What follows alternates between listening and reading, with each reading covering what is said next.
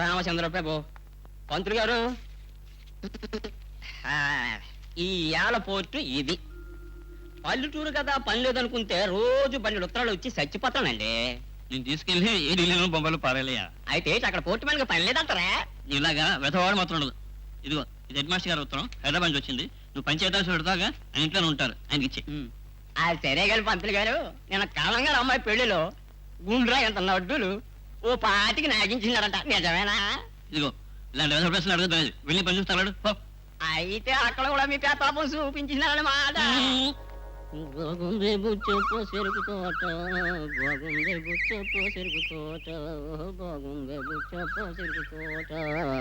నమస్కారం మాస్టర్ గారు, మీకు ఉత్తరం వచ్చిందండి.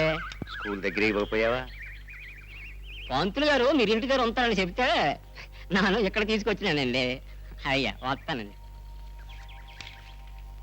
ఎక్కడి నుంచండి ఉత్తరం? హైదరాబాద్ నుంచి శాంత రాసింది. అల్లుడు గారు పిల్లలు కులాసా? ఏమని రాసింది? ప్రియమైన నాన్నగారికి అమ్మకు శాంత నమస్కారములు. ఇక్కడ మీ అల్లుడు గారు పిల్లలు కులాసా, అక్కడ మీరు కూడా క్షేమంగా ఉన్నారని తలుస్తాను. ముఖ్యంగా ఈ ఉత్తరం గీత పెళ్లి సంబంధం గురించి రాస్తున్నాను. ఇక్కడ మీ అల్లుడు గారికి చంద్రశేఖరం అని ఓ మంచి స్నేహితుడు ఉన్నాడు. బాగా చదువుకున్నాడు, ఇంజనీరింగ్ పాస్ అయ్యాడు. 2000 దాకా జీతం వస్తుంది. ఆయన మన ఊరి పక్కన గోదావరిపై కడుతున్న వంతెన పని మీద ఎగ్జిక్యూటివ్ ఇంజనీర్ గా వస్తున్నాడు. వచ్చే సోమవారం అక్కడికి వస్తాడు. ఆయన ఉండటానికి మంచి బంగళా అది మీరే దగ్గర ఉండి ఏర్పాటు చెయ్యండి. ఈ విషయంలో మనం జాగ్రత్తగా వ్యవహరిస్తే గీత నాకన్నా అదృష్టవంతురాలవుతుంది. ఈ రోజుల్లో ఇంత పెద్ద ఉద్యోగం, మంచి గుణగణాలున్న సంబంధం మనలాంటి వాళ్లకు దొరకటం కష్టం. పట్నంలో పెరిగి తిరిగిన మనిషి కాబట్టి కాస్త గీతను అతనితో చనువుగా ఉండనివ్వండి. ఈ రోజుల్లో ఇటువంటి వాటికి తప్పు లేదు. అతను మంచి మనిషి. ముఖ్యంగా అమ్మని ఈ విషయంలో చాదస్తాలకు పోవద్దని చెప్పండి. అనుకున్న విధంగా గీతకి పెళ్లి జరిగితే మీ బరువు బాధ్యతలు కూడా తీరుతాయి. మేమంతా దసరా సెలవులకు వస్తున్నాము. ఇట్లు మీ కూతురు శాంత.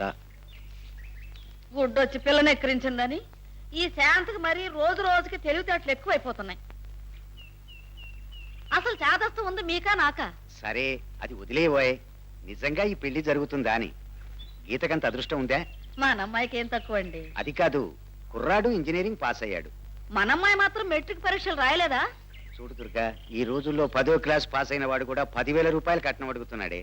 అతను తలుచుకుంటే మనకంటే గొప్ప సంబంధాలు 100 వస్తాయి. దేవుడు మేలు చేస్తే అన్ని సక్రమంగా జరిగిపోతాయి. అన్నట్టు ఆ రాజాగారి బంగ్లా ఖాళీగా ఉన్నట్టుంది, మీరు దగ్గరుండి బాగు చేయించండి. సోమవారం అంటే ఎన్నో రోజులు లేదు.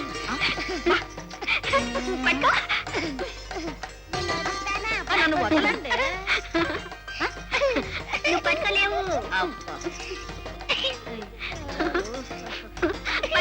నన్ను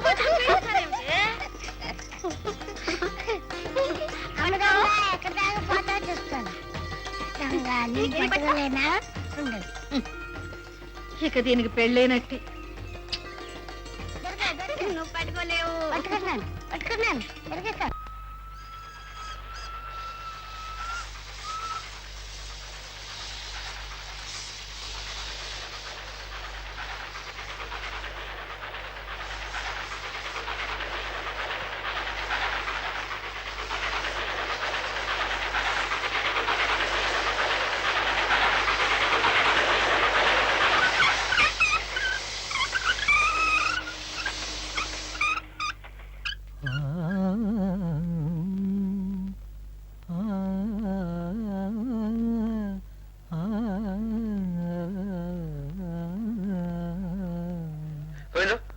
ముందు హెడ్ మాస్టర్ రామనాథం గారు వచ్చారమ్మా, టికెట్ కలెక్టర్ గారు. అలాగేనండి.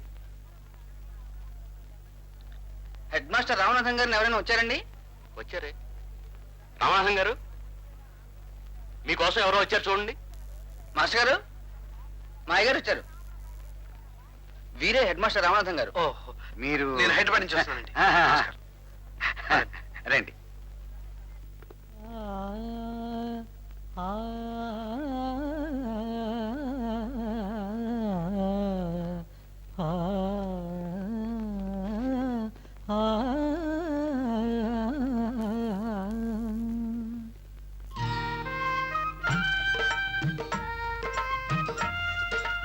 నది పైన నా ప్రాజెక్ట్ కడుతుంది. అది నది కాదండి, మా ఊరి చెరువు. ఇంత పెద్ద చెరువా? ఆ,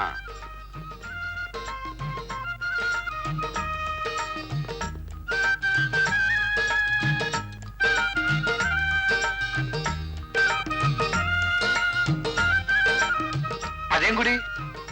అది రాముల వారిది. ఓహో, బడి గుడి ప్రతి ఊరికి 2 కళ్ళు లాంటివి. నిజంగా మీ ఊరు మారవలెస్ అండి. చిత్రకారుడు వేసిన అందమైన బొమ్మల చాలా బాగుంది. ఈ పంట పొలాలు, పచ్చని ప్రకృతి, I like them very much. అందుకే పల్లెటూళ్ళు అంటే నాకు చాలా ఇష్టం. మీరు ఈ ఊళ్ళో ఎన్నాళ్ళ నుంచి ఉంటున్నారు? నేను ఈ ఊళ్ళోనే పుట్టి పెరిగాను. అలాగా? అయినా ఈ పల్లెటూరులో ఏముంటుంది బాబు? పట్నంలో ఉంటే మీలాంటి వాళ్ళకి ఇవేం నచ్చుతాయి? పట్నంలో మటుకు ఏముందండి, ఉంటానే సరైన ఇల్లు ఉండదు. నాకు ఫ్రెండ్ ఉన్నాడు, వాడికి ఈ మధ్యనే పెళ్లి కుదిరింది. ఇల్లు దొరికితే కానీ పెళ్లి చేసుకొని అంటాడు. నేనన్నాను, హాయిగా పెళ్లి చేసుకుని మామగారి ఇంట్లో ఉండరా అన్నాను. వాడు ఏమన్నానంటే, వాడి మామగారే ఇంకా ఆయన మామగారి ఇంట్లో ఉన్నాడట. ఆ,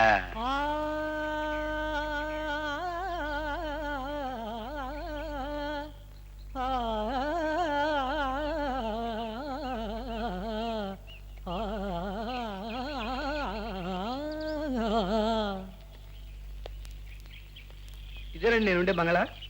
ఏం బాగాలేదండి. వెరీ ఫైన్, చాలా బాగుంది. ఈ ఊళ్ళో పెద్ద చాలా బాగుంది. అసలు నేను ఇక్కడ ఎందుకు పుట్టలేదా అనిపిస్తోంది. దండాలు బాబు. ఇతను ఈ బంగళా తోటమాది. అయ్యగారికి ఏం కావాలో జాగ్రత్తగా చూడు. అలాగే బాబు. సామాన్లు లోపల పెట్టండి. రండి.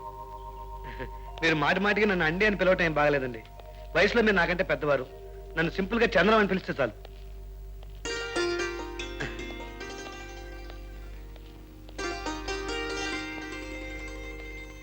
స్నానం అది కానిస్తే మా ఇంటికి భోజనానికి వెడదాం. అయ్యో, నా కోసం మీరేం శ్రమపడద్దు. నాకు 40వ పాక శాస్త్ర ప్రవీణ ఉన్నాడు. ఏం గోవిందు, మాస్టర్ వాళ్ళ ఇంటికి భోజనాన్ని పిలుస్తున్నారు. ఎందుకయ్య గారు? పప్పు ఉప్పు అన్నీ ఉన్నాయి. 5 నిమిషాలు అయితే ఆయన కూడా ఇక్కడే భోజనం చేయొచ్చు. లేదు లేదు, నేను మా ఇంటికే వెడతాను. నువ్వు విశ్రాంతి తీసుకో బాబు, నేను మళ్ళీ సాయంకాలం వస్తాను.